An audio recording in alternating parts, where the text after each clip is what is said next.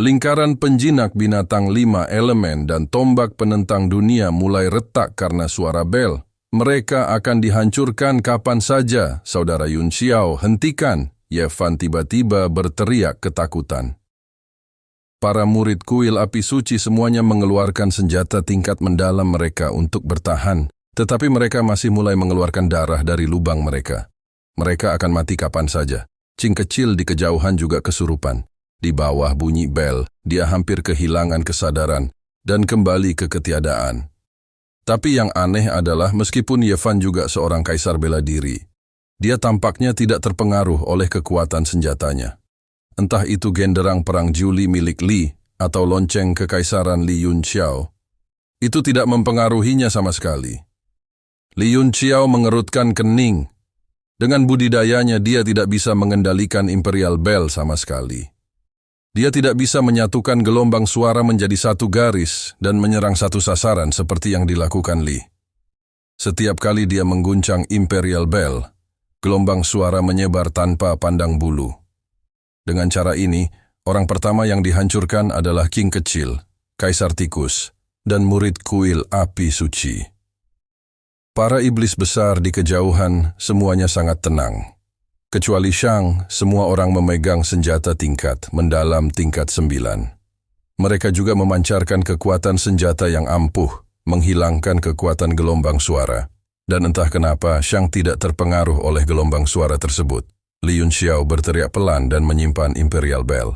Dia memutarnya di telapak tangannya, halus dan kecil. Baik Feng Yi dan Che Shuyao muntah seteguk darah, meraih senjata Xuan yang masih hidup. Mereka berhasil mempertahankan hidup mereka dan buru-buru melarikan diri ke kejauhan. Dalam situasi ini, pada dasarnya tidak ada harapan untuk merebut Bahtera Nuh. Bahkan pergi pun tampaknya merupakan harapan yang berlebihan. Pada saat ini, di ruang sekitar kristal berbentuk berlian, hanya Li Yun Xiao, Zhang Xiaotian, Ye Fan, Tang Jie, dan beberapa iblis besar yang tersisa. Mereka menemui jalan buntu. Untuk sesaat, semua senjata tingkat mendalam level 9 memancarkan kekuatan senjata yang kuat. Mereka sepertinya saling menekan suatu ruang dan saling tolak. Gonfalon pemakan jiwa milik Zhang Xiaotian dan cincin penjinak binatang 5, elemen milik Feng Yi berada pada level yang lebih tinggi. Namun keduanya juga merupakan eksistensi tingkat ke-9. Mereka juga telah membuka ruang mereka sendiri, saling berhadapan dari kejauhan. Namun aura mereka jauh lebih lemah. Orang-orang yang tersisa semuanya memiliki ekspresi jelek di wajah mereka. Ketika tekanan yang dipancarkan oleh kristal berbentuk berlian terus meningkat, kekuatan mereka telah ditekan ke tingkat yang sangat lemah. Shen Feng dan burung roh ular bersayap. 9 pada awalnya adalah eksistensi yang kuat, tetapi sekarang mereka hanya memiliki pedang pertempuran kelas 8 untuk mendukung mereka. Dibandingkan yang lain, mereka jauh lebih lemah. Yang paling parah adalah King Kecil, Kaisar Tikus, Yang Zhou, dan orang-orang dari kuil api suci. Mereka juga tidak memiliki artefak Xuan sama sekali, dan menjadi sama sekali tidak berguna. Atau mereka hanya memiliki artefak Xuan tingkat 7 paling banyak, yang tidak terlihat bagus sama sekali. Orang-orang ini telah berusaha semaksimal mungkin untuk menjauh dari kristal berbentuk belah ketupat dan menghindari medan perang. Jangan sampai mereka terjebak dalam baku tembak. Keseimbangan kekuatan di lapangan langsung miring. Di antara iblis besar ada 5 artefak Xuan peringkat 9, termasuk pedang burung vermilion milik Tang Jie. Mereka sangat kuat. Haha, keberuntungan telah berbalik. Akulah yang mendapat amanah dari surga. Bahkan Tuhan membantuku. Tang Jie sangat bersemangat, dan dia berkata, Saudara Shang, bantu saya merebut Bahtera Nuh, dan saya pasti akan menggunakan semua kekuatan dari 4 sekte ekstrem untuk membantu Anda pulih ke kekuatan puncak Anda. Pandangan Shang tertuju pada kristal berbentuk berlian dan dia bergumam, artefak suci memang merupakan amanat surga untuk dapat memiliki artefak suci. Tapi apakah artefak saint itu benar-benar milikmu? Tang Jie mengerutkan kening, ekspresi ketidaksenangan melintas di wajahnya dan dia berkata, sekarang situasinya menguntungkan kita. Selama Saudara Shang bersedia membantu saya benar-benar tidak dapat memikirkan orang lain yang memenuhi syarat. untuk bersaing denganku untuk itu. Ekspresi Shang tidak dapat dibaca, dan dia hanya mengangguk sedikit. Baiklah, aku akan membantumu. Ini adalah artefak suci kalian manusia, dan itu bukan milik kami para iblis. Namun berhasil atau tidak, Anda harus melakukan yang terbaik untuk membantu kami memulihkan kekuatan kami. Tidak masalah, Tang Jie sangat gembira, dan dia langsung setuju. Cahaya di matanya berkedip-kedip tanpa henti, dan dia begitu bersemangat hingga dia hampir tidak bisa mengendalikan dirinya sendiri. Li Yunxiao, aku tahu bahwa selain bel besar ini, kamu masih memiliki artefak Xuan tingkat 9. Tapi apakah kamu pikir kamu bisa melawan kami berlima sendirian? Tang Jie menyeringai mengerikan. Jika kamu tidak tahu apa yang baik untukmu, aku tidak keberatan mengirimmu ke neraka dulu. Pedang burung vermilion di tangannya menjadi semakin terang dan aura senjatanya terus menyebar, menyebabkan ruang di sekitarnya bergetar. Li Yunxiao memandangnya seolah sedang melihat orang idiot dan mengejek. Seringkali aku benci orang idiot. Ini adalah ruang untuk artefak Xuan, dan kami bersaing dalam kualitas artefak Xuan, bukan kuantitas. Lonceng kekaisaranku setidaknya adalah eksistensi kelas atas tingkat 9. Dan artefak Xuan tingkat 9-mu yang tak bermutu, jangan bawa keluar untuk mempermalukan dirimu sendiri. Dengan sebuah tamparan, Imperial Bell langsung mengeluarkan suara bel yang dalam dan bergema di seluruh ruangan. Ukurannya menjadi sangat besar, dan dengan cepat bergemuruh menuju ruang yang ditekan oleh Vermilion Bird Sabre. Dua artefak Xuan tingkat 9 yang sombong terus-menerus saling menempel, dan pada saat yang sama, itu mengeluarkan suara mendengung. Hati Tang Jie tersentak, dan dia merasakan pedang burung vermilion di tangannya sedikit bergetar, seolah takut akan penindasan. Lonceng besar. Mungkinkah seperti yang dia katakan, lonceng besar itu adalah artefak Xuan tingkat 9 dan pedang burung vermilion. Milikku adalah artefak Xuan tingkat 9. Dia sudah tidak punya mood untuk berpikir terlalu banyak tentang hal itu, karena penindasan yang tak henti-hentinya dari Imperial Bell telah menekan ruang yang dibuka oleh Vermilion Bird Saber hingga ke titik di mana ia akan hancur. Saudara Shang, bantu aku. Tang Jie buru-buru berteriak minta tolong. Gemuruh, suara genderang terdengar, dan genderang perang Jiuli langsung melesat, bertabrakan dengan lonceng kekaisaran. Kedua artefak gelombang suara Xuan memancarkan aura kuno yang menakutkan di sekitar mereka, dan tekanan spiritual yang sangat kuat menyebar ke segala arah, seolah-olah keduanya seimbang. Adapun ruang yang dibuka oleh pedang burung vermilion Tang Jie, di bawah tekanan spiritual dari dua artefak Xuan, itu dikompresi hingga menyusut, dan sepertinya akan mundur dari medan perang. Kualitas artefak Xuan segera ditentukan. Lonceng kekaisaran adalah salah satu artefak Xuan tingkat 5, yang digunakan untuk menekan iblis besar. Jadi secara alami ia memiliki latar belakang yang luar biasa. Genderang perang Jiuli adalah benda suci klan iblis yang kuat yang telah diwariskan sejak zaman kuno dan juga sangat kuat. Ekspresi Shang berubah dan dia berseru kaget. Lonceng kuno itu benar-benar bisa melawan genderang perang Jiuli. Matanya dipenuhi rasa tidak percaya. Dan terlihat jelas bahwa dia memiliki ekspektasi yang sangat tinggi terhadap genderang perang Jiuli, dan itu agak sulit dipercaya.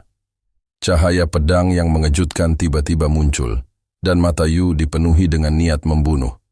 Pedang cahaya ekor menembakkan cahaya pedang yang kuat di kegelapan dan mekar di langit seperti kembang api. Itu secepat kilat dan hampir membunuh Li Yunxiao sepenuhnya. Ekspresi Zhang Xiaotian tidak yakin. Dia awalnya berada di pihak yang sama dengan Li Yunxiao, dan dalam situasi seperti itu, jika dia langsung berdiri di pihak Li Yunxiao, ada kemungkinan besar dia akan mati. Dengan berpikir cepat, dia benar-benar mengambil gonfalon pemakan jiwa dan mundur jauh, ingin meninggalkan medan perang ini. Dia tidak rakus terhadap perahu Nuh, dan tentu saja akan lebih baik jika dia bisa mendapatkannya, tapi menjaga nyawanya tetaplah yang paling penting. Sial. Ketika Li Yunxiao melihat Shang Xiaotian telah menghindar, meskipun itu sesuai ekspektasinya, dia tidak bisa menahan untuk tidak mengutuk. Dengan ujung pedang di tangannya, sejumlah besar aura iblis hitam melonjak, membentuk pertahanan yang kuat di sekujur tubuhnya, dan baju besi hitam yang indah dan mendominasi muncul di udara. Setelah Demonic Sky Armor muncul, Weapon Containment Ward juga muncul, ledakan, sinar pedang dari cahaya ekor. Pedang menebas bagian pelindung armor, dan sinar pedang yang mengerikan ditembakkan dan menyebar ke segala arah, tidak mampu menembus pelindung itu sama sekali. Yu mengerutkan kening, dan ekspresinya berubah sedikit jelek. Pada saat ini, senjata tingkat mendalam milik semua orang telah mengeluarkan 100% kekuatan mereka, dan cahaya ekor pedang miliknya sebenarnya tidak dapat menembus armor iblis lawan. Kalau begitu, hanya ada satu kemungkinan, dan itu adalah kualitas penahanan senjata cahaya ekor pedang miliknya lebih rendah daripada kualitas lawan. Mereka semua sebenarnya adalah makhluk tingkat tinggi. Dari mana anak ini mendapatkan begitu banyak hal bagus? Mungkinkah dia menggali kuburan seorang maha kuasa kuno? Shang juga tercengang. Meskipun dia tahu bahwa Li Yunxiao memiliki banyak senjata tingkat mendalam, dia tidak berharap kualitasnya begitu tinggi. Terlebih lagi, yang membuatnya semakin khawatir adalah lawannya juga memiliki kuali ungu itu, yang sepertinya merupakan keberadaan senjata tingkat ilahi. Namun, untuk melepaskan 100% kekuatan senjata tingkat ilahi, bahkan pakar negara ketuhanan pun mungkin tidak akan mampu melakukannya. Apalagi ruang ini hanya diredam oleh perahu Nuh yang membentuk eksistensi unik. Jika senjata tingkat ilahi lain muncul dan menghancurkan bangsal penahan, senjata ini, kekuatan penekan perahu Nuh, mungkin akan hilang. Dan pada saat itu, orang yang paling dirugikan adalah Li Yunxiao sendiri. Li Yunxiao sepertinya juga memikirkan hal ini. Itulah sebabnya dia menahan kuali gunung dan sungai dan tidak berani membuangnya. Sekarang dia masih bisa menekan Kaisar Wu dengan Imperial Bell dan Demonic Sky Armor dan bertarung melawan Great Demon. Jika kuali gunung dan sungai muncul dan menghancurkan bangsal penahan senjata, maka Feng Yi dan Che Shuyao akan menjadi orang pertama yang membunuhnya. Ayo kita serang bersama. Aku tidak percaya dia bisa melawan kita semua bersama-sama. 10 jari, Yui bergerak bersamaan, dan permukaan jari itu berkedip-kedip. 10 pedang sarung jari berkilau menyebar seperti jaring laba-laba. Fu Ye mengangkat kapak perangnya dengan kedua tangannya, memutar tubuh bagian atasnya sedikit, dan mengambil posisi menyerang. Lingkaran penahanan senjata diaktifkan di sekujur tubuhnya, dan itu sangat tajam. Yu Yi mengangkat pedang cahaya ekornya lagi, dan roh senjata dari pedang itu mengeluarkan teriakan riang seolah-olah mereka haus akan darah. 3 iblis besar telah melepaskan kekuatan 3 artefak mendalam tingkat 9 secara ekstrim. Bangsal penahanan senjata bersinar satu sama lain, dan mereka siap melepaskan serangan yang menghancurkan bumi kapan saja. Shang tersenyum tipis dan berkata, "Saya menantikannya. Mengingat situasi saat ini, bagaimana Anda akan bertahan?" Mata Li Yunxiao sangat serius. Tidak peduli seberapa menantangnya Demonic Sky Armor, ia tidak mungkin bertahan melawan serangan gabungan dari ketiganya. Di sisi lain, lonceng kekaisaran dan genderang perang Jiuli menemui jalan buntu, dan mereka sepenuhnya tertahan. Dia menoleh dan berkata dengan suara yang dalam, "Ya Fan, aku akan menahan orang-orang ini. Apakah kamu memiliki kepercayaan diri untuk mendapatkan Bahtera Nuh?" Jantung Yefan bergetar hebat saat dia melihat ke arah kristal berbentuk belah ketupat yang menyerap struktur semua makhluk hidup. Sebuah perahu emas kecil semakin terang di dalam kristal. Jelas sekali, seolah telah sunyi selama 1000 tahun, menunggu kedatangannya. Tubuhnya tiba-tiba bergetar, dan saat ini dia hanya bisa merasakan darahnya mendidih dan melonjak, seolah-olah dia dipanggil oleh leluhurnya. Dia yang awalnya tidak tahu cara mengumpulkannya, menganggukkan kepalanya dengan tegas dan berkata, "Saya bisa, Bahtera Nuh ini awalnya menungguku." Li Yunxiao memandangnya dan tertegun sejenak. Kemudian dia tersenyum, memberi isyarat pengertian dan berkata, "Kalau begitu cepatlah, aku juga tidak tahu berapa lama aku bisa bertahan." Yefan memperlihatkan ekspresi terima kasih dan berkata, "Terima kasih kakak Yunxiao." Dia mengambil langkah besar menuju kristal berbentuk belah ketupat. Terima kasih telah menonton. Jangan lupa like, share, dan subscribe guys.